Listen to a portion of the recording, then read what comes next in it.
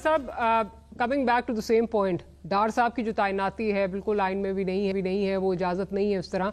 But having said that, जो एक और तबसरा हो रहा है वो ये कि all is not well in paradise.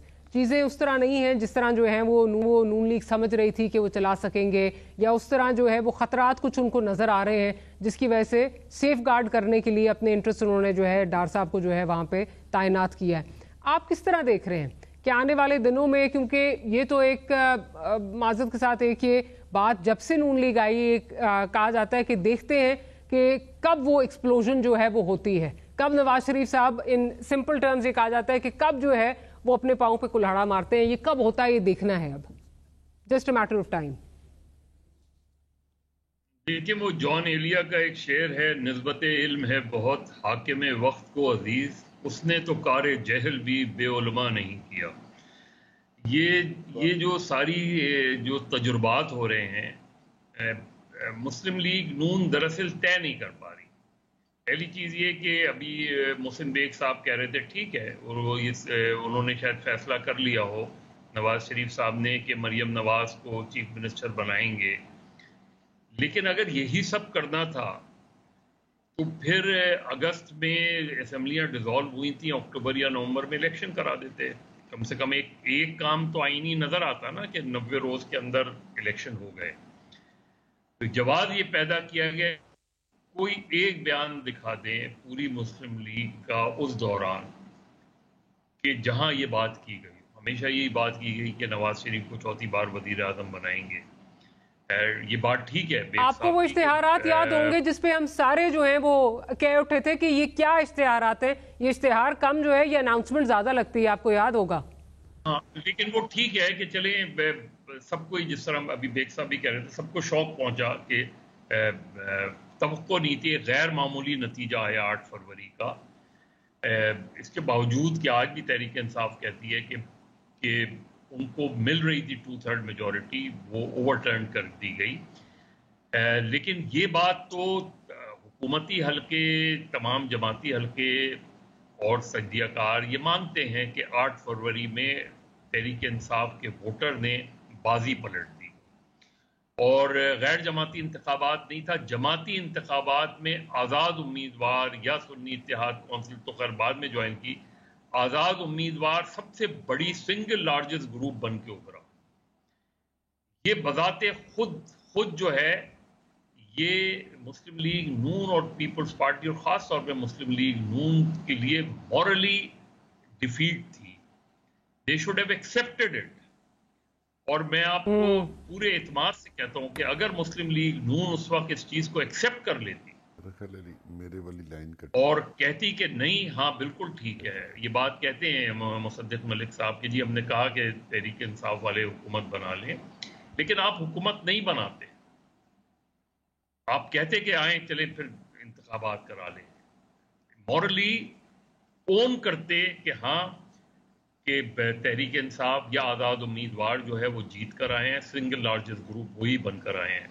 आप सोचें अगर बदला होता है निशान, इंतखाबी निशान, तो वो नताइज क्या होते हैं। उससे तो ग्राउंड पे तो चीजें नजर आई ना कि ग्राउंड पे जो है तहरीक इंसाफ ने ऑलमोस्ट वाइप आउट कर दिया था। यानी विदाउट, अगर इलेक्शन सिंबल कोई इतनी बड़ी मेजॉरिटी ले सकता है तो विद सिंबल क्या नतीजा होता। लेकिन हैविंग सेड दैट, चले जो भी हुआ, बन गए, हुकूमत बन गई। अब वही बात है कि पहले भी जब 22 महीने 16 महीने की हुकूमत थी तो शहबाज शरीफ और मिफ्ता इस्माइल साहब ने मुझसे खुद कहा था कि गवर्नमेंट बनने से पहले शहबाज शरीफ ने उनसे कह दिया था कि you will be my finance minister. अब वो बन गया था ना, एक फाइनेंस मिनिस्टर बन गया था, उससे चलने देते नहीं। उनसे कहा गया कि आप IMF से मुज़ाकरात करने वॉशिंगटन जाएंगे तो लंदन होते हुए जाएं, वॉशिंगटन से मुज़ाकरात कर आएंगे तो लंदन में स्टॉप ओवर कर आएं।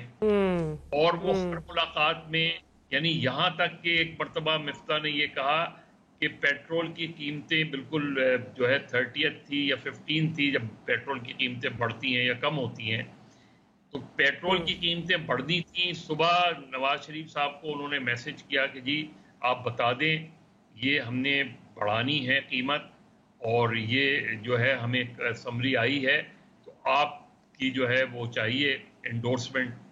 انہوں نے کہا اچھا I'll get back to you according to مفتاح اسماعیل. اب وہ انتظار کرتے رہے, رات کے 12 بج گئے. انہوں نے کہا مجھے تو کوئی فیصلہ کرنا تھا نا. تو میں نے پھر فیصلہ کر لیا, میں نے اوکے کر دیا اور میں نے قیمتیں بڑھا دی. جب قیمتیں بڑھا دی تو نواز شریف صاحب کا مجھے فون آیا کہ آپ نے رائے نہیں. انہوں نے کہا جی میں نے تو آپ کو کئی گھنٹے پہلے یہ سارا سمری بھیجی ہوئی تھی.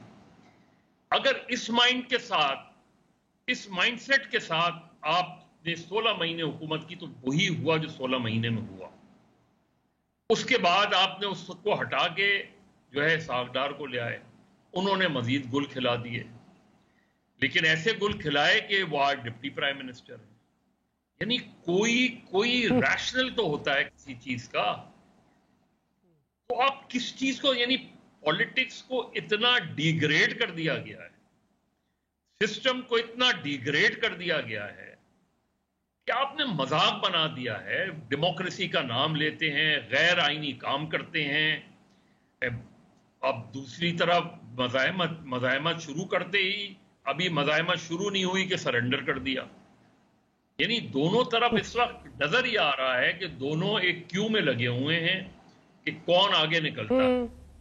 باری لینے کے لیے, باری لینے کے لیے پتہ نہیں کیا حکومت بنی ہے. کل حکومت ہٹ بھی جائے گی, کوئی دوسری حکومت آ جائے گی. لیکن مجھے ڈیموکریسی کا فیوچر پاکستان میں بڑا بلیک نظر آتا ہے. مجھے پاکستان میں مزاحمت کی سیاست ختم ہوتی نظر آ رہی ہے, تقریباً ختم ہو گئی ہے. ہم نے نرسریز ہی ختم کر دی ہیں مزاحمت کی. تو اس وقت جو چیز چل رہی ہے آپ اس پہ بات کر لیں, کون ڈپٹی پرائم منسٹر, کون پرائم منسٹر, کون اپوزیشن. یہ چھوڑ دیں کہ کوئی آئین کی بات کرتا ہے, کوئی حکمرانی کی بات کرتا ہے. یہاں ججز جو ہے اپنی وضاحت کرتا پھر رہا ہے کہ بھائی میں نہیں ہوں, I am not a American national. لیکن چل رہی ہے, ہر چیز چل رہی ہے اس میں. تو اٹس فری فار آل. بالکل جو حالات ہیں وہ کسی کے لیے بھی میرا خیال ہے انکریجنگ نہیں ہے. بیگ صاحب ایک تو چلے جی ڈیپٹی پرائم منسٹر آتے ہیں, کون انٹیریئر منسٹر بنتا ہے, کون فائنانس منسٹر بنتا ہے, وہ چیزیں ایک اپنی جگہ. عام عوام سے جب بات کریں تو وہ یہ کہتے ہیں کہ چلیں جی یہ تو چلیں ٹھیک ہے, جو بھی چیزیں چل رہی ہیں ہمارے لیے تو سب ایک جیسے ہی ہیں. لیکن کیا یہ نظام جو ہے وہ ہمیں ڈیلیور کرے گا؟ ابھی گزشتہ دنوں میں سن رہی تھی شہباز شریف صاحب کی جو گفتگو تھی جب بزنس کمیونٹی سے وہ ملے, کراچی گئے ہوئے تھے, تو انہوں نے تو اس طرح کی پکچر پینٹ کی کہ جی اب تو سعودی بھی آ رہے ہیں, چائنا کے ساتھ بھی معاملات ٹھیک ہیں, ایران بھی جو ہے وہ ہمارے ساتھ تجارت جو ہے وہ کرنا چاہتا ہے. تو بٹ بہت اچھے کی خبر اور مطلب سب کچھ ٹھیک ہونے جا رہا ہے, اچھے کی نوید جو ہے وہ سنا رہے ہیں. لیکن حالات اگر دیکھیں, گراؤنڈ ریالٹی دیکھیں تو اس سے بالکل برعکس چیزیں نظر آتی ہیں. اینڈ اسپیشلی مطلب مجھے آج کل جو ہے بڑا دکھ ہوتا ہے جب مسلم لیگ نون کے لوگ جو ہیں وہ اسٹاک مارکیٹ کا حوالہ دیتے ہیں. تو اسٹاک مارکیٹ ریفلیکٹ تو نہیں کرتا نا کہ عام آدمی کی زندگی میں کیا جو ہے وہ چیزیں جو ہیں کس خرابی کی طرف جا رہی ہیں یا کیا اس سے کوئی بہتری آئی ہے اسٹاک مارکیٹ سے. عام آدمی تو اس سے منسلک نہیں ہے. ڈاکٹر صاحبہ میں تو اکانومسٹ نہیں ہوں, لیکن جب میں دیکھتا ہوں کہ اسٹاک مارکیٹ اتنی اوپر جا رہی ہے اور سب اس کی کریڈٹ بھی لے لیتے ہیں, میری سمجھ سے باہر یہ کیا فنامنا ہے.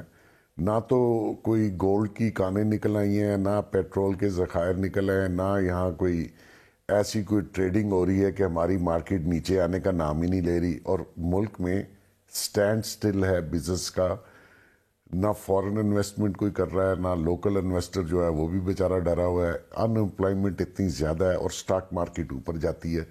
یہ فنامنا میں نہیں سمجھ سکا. آئی ڈونٹ نو یہ کوئی اکانومی والا بندہ سمجھ سکا. لیکن اس کا کوئی کریڈٹ لینا, آپ کی بات ٹھیک ہے, عام آدمی کے لیے کوئی سہولت. دیکھیں جو پرائسز روز بڑھنا ہے نا, وہ بہت ہی تکلیف دہ کام ہے ایک کامن آدمی کے لیے.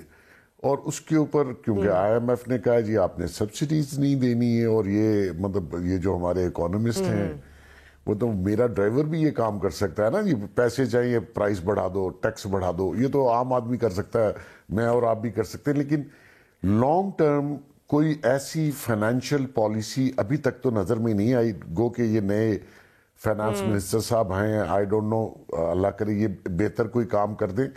لیکن آپ نے جو فرمایا کہ کوئی یہ سسٹم, میں بہت عرصے سے کہہ رہا ہوں یہ سسٹم ڈیلیور نہیں کر رہا.